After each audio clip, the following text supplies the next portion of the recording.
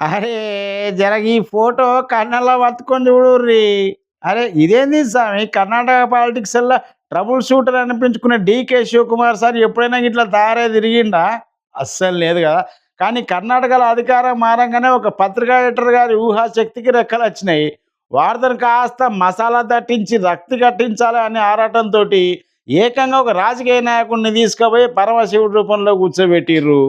క్రియేటివిటా లేక భజననా? ఏది ఏమైనా ఒక హద్దుండాలే గదా! ఆ శివుడి చేతిలో ఉన్నది డప్పు గాదు. దాన్ని పవిత్రమైన డమరుకం అంటారు.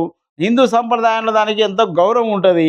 గీ ఫోటోషాప్ జేసిన మేధావులు కనీసం ఆ మొహాన్ని గూడా సరిగ్గా అతకబెట్టలేకపోయిర్రు. గింత దారుణంగా ఎడిట్ జేసిన ఫోటోను జూసి బహుశా 'డీకే శివకుమార్‌కే లోపల ఇబ్బంది అనిపించి ఉంటదేమో! ఒక సినిమా హీరోనో లేక లీడర్‌నో అభిమానిస్తే తప్పు లేదు గానీ, ఆళ్ళని తెచ్చి దేవుళ్ళతోని పోల్చడం, పరమశివుడితోని సమానంగా చూపించడం ఎంతవరకు కరెక్ట్ వై? గిది మన సంస్కృతిని అవమానించడం గాదా? ఇక్కడ అసలు ముచ్చట ఏందంటే ఎడిటింగ్ తిప్పలు గాదు. అసలు ఇస్మంటి ఆలోచనే పెద్ద రోగం. పొలిటికల్ ప్రచారం కోసం, రేటింగుల కోసం హిందూ దేవతలను, మన సంప్రదాయాలను వాడుకోవడం ఎక్కడో ఒక చోట ఆపాలే.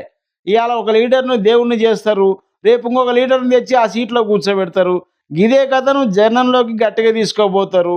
ఇక్కడ మనం అడగాల్సింది ఒక్కటే. గీ రాజకీయ నాయకులను దేవుళ్ళతోని పోల్చాల్సిన అవసరం మనకేమచ్చింది? ఒక నాయకుడు మంచి పని చేసిరనుకో, లీడర్ లెక్కనే మెచ్చుకోర్రి.